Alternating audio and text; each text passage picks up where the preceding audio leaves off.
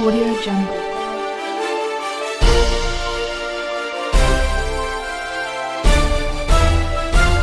Audio Jungle. Appu ಆಸರೆ ನಿರಾಶ್ರಿತರಿಗಾಗಿ ಅನ್ನದಾಸೋಹ ಸೇವೆ ನಮ್ಮದು, ಸಹಾಯ ನಿಮ್ಮದು. ಬಳ್ಳಾರಿ ಜಿಲ್ಲಾ ಸಂಡೂರು ಪಟ್ಟಣದ ಪ್ರವಾಸಿ ಮಂದಿರದಲ್ಲಿ ಸಂಡೂರು ತಾಲೂಕು ಗಣಿ ಅದಿರು ಸಾಗಣೆ ಗುತ್ತಿಗೆದಾರರ ಸಂಘದ ವತಿಯಿಂದ ಪತ್ರಿಕಾಗೋಷ್ಠಿ ನಡೆಯಿತು.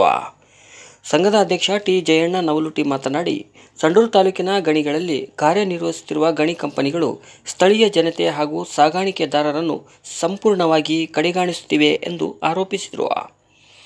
ಗಣಿ ಕಂಪನಿಗಳು 2024ರ ಇಂಡಸ್ಟ್ರಿಯಲ್ ಪಾಲಿಸಿ ಹಾಗೂ MMDR ಕಾಯ್ದೆ ನಿಯಮಗಳನ್ನು ಪಾಲಿಸದಿರುವುದಾಗಿ ತೀವ್ರ ಆಕ್ಷೇಪ ವ್ಯಕ್ತಪಡಿಸಿದರು.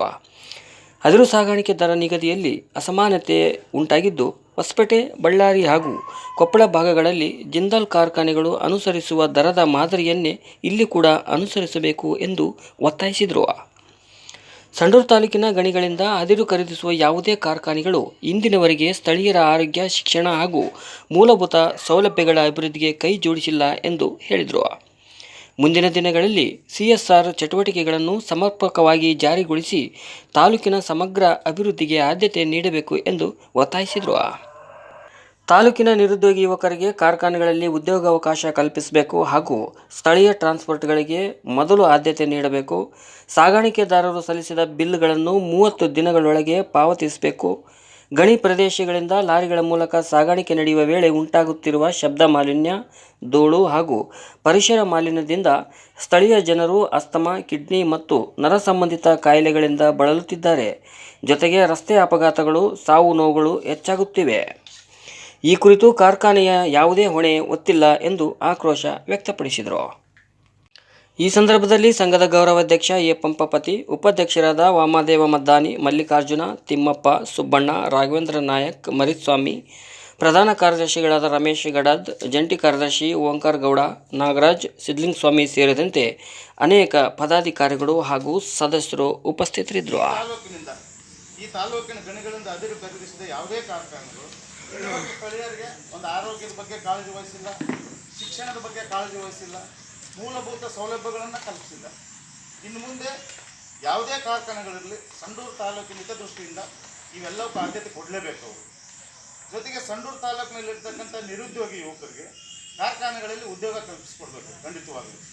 ಆಮೇಲೆ ಸಂಡೂರು ತಾಲೂಕಿನ ಟ್ರಾನ್ಸ್ಪೋರ್ಟರ್ಗಳಿಗೆ ಅದಿರು ಸಾಗಾಣಿಕೆ ಮಾಡೋಕ್ಕೆ ಕಡ್ಡಾಯವಾಗಿ ಆದ್ಯತೆ ನೀಡಬೇಕು. 100% ಇಲ್ಲಿನ ಮೈನ್ಸ್ಗಳಿಂದ ತೊಗೊಂಡಿರ್ತಕ್ಕಂಥದ್ದು ನಾವು ಕೊಡಬೇಕು. ಯಾಕಂದರೆ ಹೊಸಪೇಟೆ, ಬಳ್ಳಾರಿನಲ್ಲಿ ಕೂಡ ಮೈನ್ಸ್ಗಳಿದಾವೆ. ನಾವು ಅಲ್ಲಿ ಟ್ರಾನ್ಸ್ಪೋರ್ಟ್ ಕೇಳೋಕ್ಕೆ ಹೋಗಿಲ್ಲ. ಅಲ್ಲಿನ ಸ್ಥಳೀಯರು ಇರ್ತಾರೆ, ಅವರು ಮಾಡಲಿ ಅಂತೇಳಿ ನಾವು ನಮ್ಮ ಮೈನ್ಸ್ಗಳಿಂದ ಆಗಿರ್ತಕ್ಕಂಥದ್ದು ನಾವು ಕೇಳ್ತಾ ಇದ್ದೀವಿ. ಕಡ್ಡಾಯವಾಗಿ ನಮಗೆ ಕೊಡಲೇಬೇಕು. ಸಂಡೂರು ತಾಲೂಕಿನ ಗಣಿಗಳಿಂದ ಖರೀದಿಸಿದ ಅದಿರು ಈ ಹೊರ ಜಿಲ್ಲೆಗಳ ಕಾರ್ಖಾನೆಗಳಿಗೆ ಸಾಗಿಸಲು ಪೂರಾ ಸಂಡೂರು ತಾಲೂಕಿನ ಸಾಗಾಣಿಕೆದಾರರಿಗೆ ಕೊಡಬೇಕು. ಆಮೇಲೆ ಅದಿರು ಸಾಗಾಣಿಕೆ ಮಾಡಿದ ಮೇಲೆ ಬಿಲ್ಗಳಲ್ಲಿ ಭಾಳ ವ್ಯತ್ಯಾಸ ಆಗ್ತದೆ. ಕೆಲವು ಖಾತ್ರೆ 30 ದಿವಸ ಅಂತ ವರ್ಕ್ ಆರ್ಡರ್ ಕೊಡ್ತಾರೆ, 45 ದಿವಸ ಕೊಡ್ತಾರೆ, 3 ತಿಂಗಳಾದರೂ ಪೇಮೆಂಟ್ ಕೊಡೋದಿಲ್ಲ. ಅಂಥವ್ರು ನಾವೇನು ಬಿಲ್ ಸಬ್ಮಿಟ್ ಮಾಡ್ತೀವಿ, ಬಿಲ್ ಸಲ್ಲಿಸಿದ 30 ದಿನಗಳ ಒಳಗಾಗಿ ಬಿಲ್ ಪಾವತಿ ಮಾಡಬೇಕು, ಕೊಡಬೇಕು. ಆಮೇಲೆ ಈ ಹಿಂದೆ ಈ ಹೊರ ಜಿಲ್ಲೆಗಳ ಮತ್ತು ಹೊರ ತಾಲೂಕುಗಳ ಅದಿರು ಸಾಗಾಣಿಕೆದಾರರು ಸ್ಥಳೀಯ ಲಾರಿ ಮಾಲೀಕರಿಗೆ ಸರಿಯಾದ ದರ ನೀಡಿಲ್ಲ, ನಿಗದಿತ ಸಮಯದಲ್ಲಿ ಲಾರಿ ಮಾಲೀಕರಿಗೆ ಹಣ ಸಂದಾಯ ಮಾಡಿಲ್ಲ. ತಮಗೆ ಇಷ್ಟ ಬಂದ ಪ್ರಮಾಣದಲ್ಲಿ ಹೊರಗಿನ ಟ್ರಾನ್ಸ್ಪೋರ್ಟ್ಗಳೆಲ್ಲ ಇಲ್ಲಿವರೆಗೂ ನಡ್ಕೊಂಡಾರೆ. ಆಮೇಲೆ ಎಷ್ಟು ಬೇಕಷ್ಟು ಕಟಿಂಗ್ ಮಾಡಿ ಕೂಡ ಕೊಟ್ಟಾರೆ. ಪಾಪ ಲಾರಿಯವ್ರಿಗೆ ಪರ್ಸೆಂಟೇಜ್ಗಳು ಕಟ್ ಅಂತೇಳಿ ಸಿಕ್ಕಾಪಟ್ಟೆ ಪರ್ಸೆಂಟೇಜ್ ಕಟ್ ಮಾಡಿ ಕೊಟ್ಟಾರೆ. ತುಂಬ ತೊಂದರೆ ಆಗ್ಯಾವ. ಇಲ್ಲಿಂದ ಒಂದು ಟ್ರಿಪ್ ಹೊಡೆದಿರ್ತಕ್ಕಂಥ ಸಿಂಗಲ್ ಓನರ್ಗಳು ಹೊಸಪೇಟೆ, ಬಳ್ಳಾರಿಗೆ ಒಂದು ಟ್ರಿಪ್ ಸೀಟ್ ತಗೊಂಡೋಗಿ ಅವ್ರ ಆಫೀಸ್ಗಳು ಸಿಗಲಾರ್ದಂಗೆ ಅಗಲೆಲ್ಲ ಕಾದು ಉಪವಾಸ ವಾಪಸ್ ಬಂದಿರ್ತಕ್ಕಂಥವು ಅದಾವೆ. ಇನ್ನು ಮುಂದೆ ಆ ರೀತಿ ಆಗೋಕ್ಕೆ ಯಾವುದೇ ಕಾರಣಕ್ಕೆ ಬಿಡೋದಿಲ್ಲ. ಅಂಥ ಟ್ರಾನ್ಸ್ಪೋರ್ಟ್ಗಳಿಗೆ ಯಾವ ಫ್ಯಾಕ್ಟ್ರಿ ಕೂಡ ಕೊಡಬಾರ್ದು. ಕಡ್ಡಾಯವಾಗಿ ನಮ್ಮ ಟ್ರಾನ್ಸ್ಪೋರ್ಟ್ಗಳ ಇರಲಿ. ಟ್ರಾನ್ಸ್ಪೋರ್ಟ್ ಅಸೋಸಿಯೇಷನ್ ವತಿಯಿಂದ ನಾವೇ ನಿರ್ಬಂಧ ಹಾಕ್ತೀವಿ. ಯಾವ ವ್ಯಕ್ತಿ ಟ್ರಾನ್ಸ್ಪೋರ್ಟ್ ಮಾಡಿ ಸರಿಯಾದ ರೇಟ್ ಲಾರಿಗೆ ಕೊಡೋದಿಲ್ಲ, ಸರಿಯಾದ ಟೈಮಲ್ಲಿ ಪೇಮೆಂಟ್ ಕೊಡೋದಿಲ್ಲ, ಅಂಥ ವ್ಯಕ್ತಿ ಟ್ರಾನ್ಸ್ಪೋರ್ಟ್ ಕೊಡಬಾರ್ದು ಅನ್ನೋಂಥದ್ದು ಅಸೋಸಿಯೇಷನ್ ವಾದ. ಆಮೇಲೆ ಸಂಡೂರು ತಾಲೂಕಿನ ಗಣಿಗಳಿಂದ ಅದಿರು ಖರೀದಿಸಿದ ಯಾವುದೇ ಕಾರ್ಖಾನೆಯವರು CSR ಚಟುವಟಿಕೆಗಳನ್ನು ಇವತ್ತಿಗೂ ಮಾಡ್ತಾ ಇಲ್ಲ. ಹೇಳಿದರೆ ಮೈನ್ಸ್ ಮೇಲೆ ಹೇಳ್ತಾರೆ. ಇವತ್ತು ನಾವು ಅದಕ್ಕಾಗಿ 2024 ಇಂಡಸ್ಟ್ರಿಯಲ್ ಆ್ಯಕ್ಟ್ ಯಾಕೆ ಹೇಳ್ತೀವಿ ಅಂದರೆ, ಆ ಇಂಡಸ್ಟ್ರಿಯಲ್ ಆ್ಯಕ್ಟ್ ಹೇಳ್ತದೆ, MMDR ಆ್ಯಕ್ಟ್ ಹೇಳ್ತದೆ. ಅಲ್ಲಿ CSR ಅವೆಲ್ಲ ಶಿಕ್ಷಣ, ಉದ್ಯೋಗಕ್ಕೆ ಸಂಬಂಧಪಟ್ಟಂಗೆ ಎಲ್ಲವೂ ಮಾಡ್ಬೇಕಂತೇಳಿ